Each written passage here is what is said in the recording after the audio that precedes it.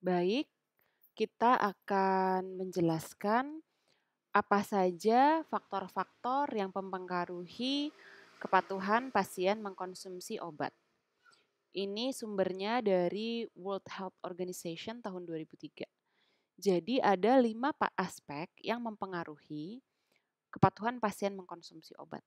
Yang pertama adalah dari aspek sosial ekonomi, yang kedua adalah dari aspek sistem kesehatan, yang ketiga adalah aspek dari terkait kondisi, yang keempat adalah aspek yang terkait terapi atau obat yang dikonsumsi, dan yang kelima adalah aspek yang terkait dengan pasien. Ini adalah contoh faktor-faktor dari dimensi atau aspek sosial dan ekonomi. Misal ya, kalau di sini karena sumbernya dari bahasa Inggris, di sini adalah limited English language proficiency. Atau kalau di dalam bahasa Indonesia misalnya pasien dengan low health literacy. Artinya apa? Pasien-pasien yang secara aksara misalnya tidak terlalu bagus, pasien yang kesulitan membaca, atau pasien yang sulit memahami instruksi minum obat, pasien yang sulit membaca etiket. Nah, itu faktor-faktor penghambat seperti itu dari kendala bahasa atau kemampuan pasien untuk memahami bahasa verbal maupun bahasa tertulis itu bisa mempengaruhi kepatuhannya. Kemudian kurangnya dukungan keluarga. Nah, ini menarik untuk mahasiswa ya, untuk ide untuk skripsi misalnya dilihat ingin menghubungkan bagaimana tingkat kepatuhan pasien berdasarkan dukungan dari keluarganya. Kemudian unstable living condition, pasien yang tidak memiliki rumah atau rumahnya itu tidak established ya, tidak punya rumah yang menetap maksudnya, itu bisa mempengaruhi. Burdensome schedule, artinya misalnya pasien yang sangat sibuk sehingga kalau diminta minum obat 3 kali sehari itu sangat sulit. Pasien-pasien yang tinggal di tempat yang susah aksesnya ke fasilitas pelayanan kesehatan, susah. Baik itu secara transportasi susah atau secara physically pasien itu tidak bisa datang ke fasilitas pelayanan kesehatan. Kemudian pasien-pasien yang tidak tercover oleh asuransi, jelas pasti sangat berpikir kalau harus patuh minum obat, membeli obat terus-menerus itu akan kesulitan. Kemudian pasien-pasien yang sulit mengakses farmasi atau mengakses apotek, atau pasien-pasien yang merasa bahwa pengobatan itu minum obat secara teratur itu akan memberikan kesulitan ekonomi bagi pasien. Ya tadi ya seperti pasien yang tidak di-cover oleh asuransi.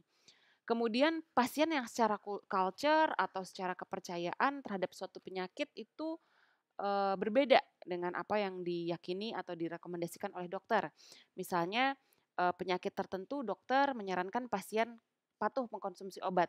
Sedangkan dari kepercayaannya misalnya dari keluarga, oh itu tidak usah diobatin, itu atau diobatinnya dengan cara-cara yang mungkin agak bertentangan dengan kepercayaan atau dengan yang direkomendasikan oleh dokter, ya.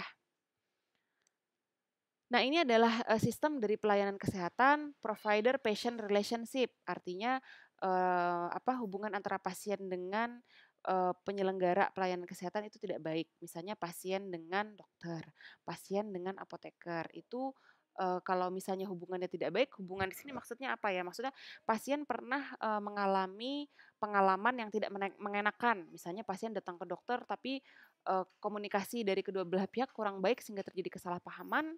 Ya, kalau hubungannya sudah tidak baik, bagaimana pasien mau mengikuti apa yang disarankan oleh tenaga medis tersebut.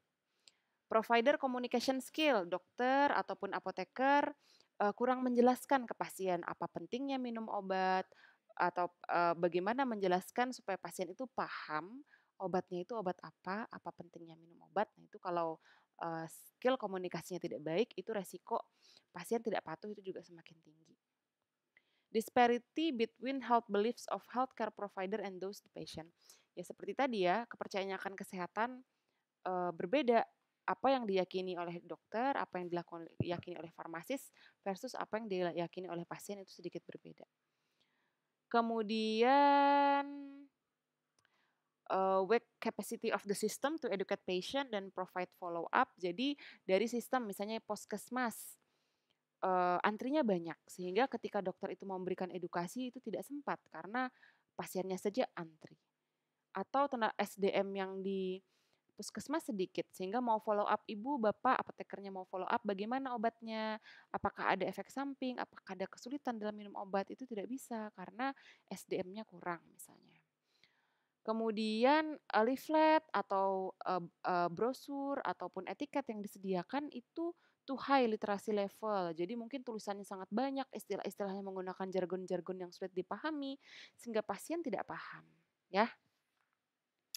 Kemudian contohnya di sini pasien harus menunggu pelayanan kesehatannya lama sekali sehingga pasien merasa tidak nyaman atau pasien males, saya males datang ke puskesmas, antrinya aja harus rebutan dari jam 7, kemudian baru diperiksa jam 11, itu sangat time consuming sehingga pasien tidak mau lagi misalnya balik ke puskesmas untuk menebus obat yang selanjutnya, ya. Oke, ini 2 contoh saja yang kita bahas dulu. Kemudian yang selanjutnya adalah faktor-faktor yang mempengaruhi kondisi. Kondisi kronis, mungkin dengan kondisi kronis tersebut pasien kehilangan kepercayaan diri misalnya, karena harus mengkonsumsi obat seumur hidupnya. Atau penyakit-penyakit yang nggak ada gejalanya, jadi pasien merasa, saya nggak usah minum obat saja, wong baik-baik aja kok, tidak ada gejala yang mengganggu. Tuh.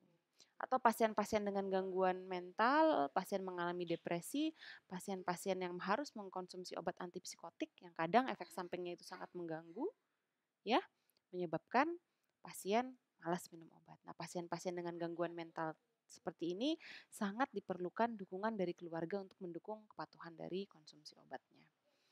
Kemudian faktor yang keempat adalah dimensi yang berkaitan dengan terapi. Contohnya adalah regimen pengobatannya sangat kompleks.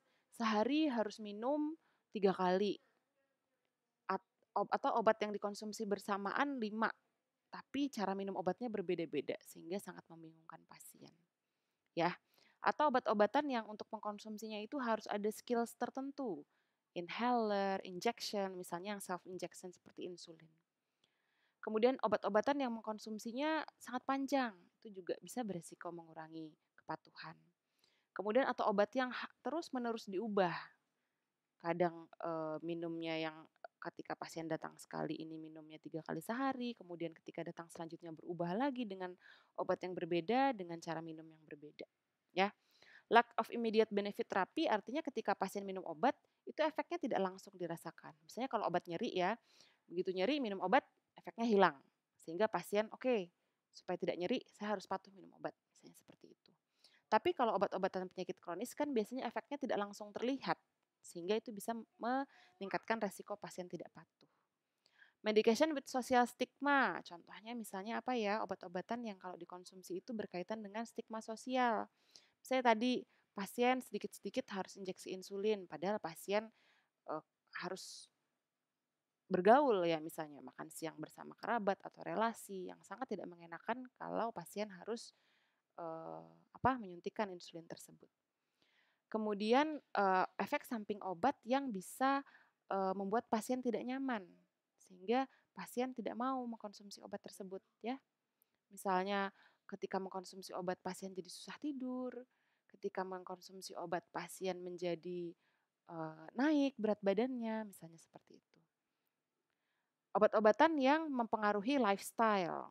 Ya, contohnya seperti tadi, ketika konsumsi obat harus secara rutin menyuntikkan insulin. Atau ketika mengkonsumsi obat, pasien tidak boleh sering terkena cahaya matahari, padahal itu salah satu lifestyle pasien, misalnya suka jalan-jalan outdoor, sehingga tidak match dengan gaya hidup pasien, bisa menyebabkan pasien tidak mau mengkonsumsi obat, ya.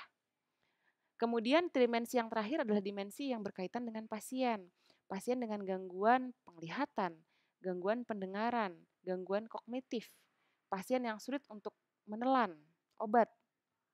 Itu faktor-faktor fisik, kemudian faktor-faktor fisiologis, misalnya pasien tidak tahu apa pentingnya minum obat, ya. Pasien tidak sadar bahwa dirinya beresiko jika tidak minum obat. Kemudian pasien tidak mengetahui apa manfaatnya ketika pasien minum obat. Pasien tidak percaya diri bahwa dengan meminum obat maka kondisinya membaik. pasien yang lack of motivation. Tidak ada yang memotivasi kenapa pasien harus patuh minum obat. Atau pasien yang takut akan adanya efek samping, ya kadang seperti itu ya, takut terhadap efek sampingnya dulu, tapi benefitnya tidak overcome di efek samping. Pasien yang takut kalau minum obat artinya sangat tergantung dengan obat tersebut. Pasien yang merasa kalau minum obat dia akan mendapatkan stigma di masyarakat, misalnya COVID tadi. Yang sekarang ya, contoh yang sekarang. Kalau pasien mengisolasi diri atau pasien mengkonsumsi obat yang berkaitan dengan COVID, banyak yang tahu, akhirnya terstigma sehingga pasien mengurungkan niat untuk patuh minum obat atau patuh akan apa yang harus dilakukan oleh pasien agar penyakitnya tidak menular, misalnya seperti itu. Nah, bagaimana cara mendeteksi tidak patuh, ketidakpatuhan itu ada metode yang langsung, metode yang tidak langsung. Kalau metode langsung adalah lihat respon terhadap pengobatan. Harusnya kalau pasien patuh minum obat misalnya, batuknya sembuh. Tapi kenapa setelah 4 hari datang ke dokter masih batuk? Ibu minum obatnya seperti apa? Itu salah satu indikatornya, ya. Atau misalnya diukur, ya ini kurang praktikal ya, diukur kadar obat dalam darahnya. Kalau pasien patuh minum obat, harusnya obatnya, kadar obat dalam darah itu berada pada level terapi. Tapi ini kurang praktikal ya. Tapi yang paling bagus dalam mengukur kepatuhan. Atau metode yang tidak langsung caranya seperti apa? Misalnya kalau pasien langganan terhadap apotek kita atau rumah sakit atau puskesmas tertentu, pasien diresepkan obat selama 30 hari. Harusnya datang hari ini. Tapi kok ditunggu seminggu, 2 minggu, pasien tidak datang. Nah itu salah satu ya, salah satu indikator bahwa pasien tidak patuh. Meskipun mungkin pasien menebus obatnya bisa di luar dari atau berbeda dari penebusan pertama. Atau cara yang kedua, menghitung pil. Jadi janjian dengan pasien untuk pertemuan selanjutnya mohon dibawa sisa obat-obatannya, tapi jangan diceritakan manfaatnya atau tujuannya apa karena bisa diakali oleh pasien ya. Atau langsung bertanya kepada pasien, baik itu bertanya langsung apakah patuh minum obat atau tidak, meskipun resiko menjawab berbohongnya lebih besar ya karena tidak mau dijudge, atau bertanya kepada pasien tapi dengan menggunakan kuesioner. Ya, ini ada kelebihan, kekurangan masing-masing metode dan juga apa bias dari masing-masing metode tersebut.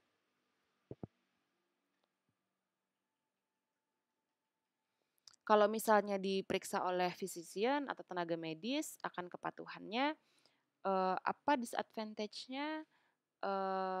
Ya bisa mempengaruhi relationship antara dokter dengan pasien karena pasien merasa tidak dipercaya.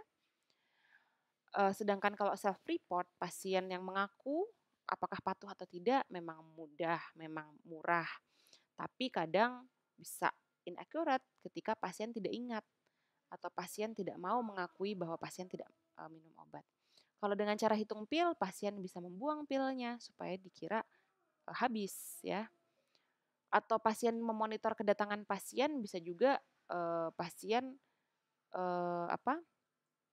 ketika menebus obat tidak pada tempat yang sebelumnya. Nah, ini ada positif, ada negatifnya, silahkan Anda lihat sendiri. Nah, ini adalah contoh-contoh kuesioner yang dipakai untuk mendeteksi apakah pasien patuh atau tidak patuh. Untuk penyakit-penyakit metabolis seperti hipertensi, dislipidemia, diabetes, ini banyak ya, tapi yang terkenal biasanya MMAS. Kemudian MMAS di sini sih Mars ya, nama lainnya. Nah, ini contohnya MMAS. Ini instrumen mengukur kepatuhan yang sangat lazim dipakai untuk penelitian-penelitian mahasiswa skripsi karena relatif lebih sederhana, mengklasifikasikan hasil akhirnya juga mudah, kemudian sudah banyak terjemahannya dan studi validitas dan reliabilitasnya dalam bahasa Indonesia. Ya. Kemudian contohnya yang BMQ, Anda bisa cari-cari sendiri. Ini contohnya yang Hilbon, contohnya yang Mars. Tapi yang paling banyak dipakai sekarang adalah yang MMS.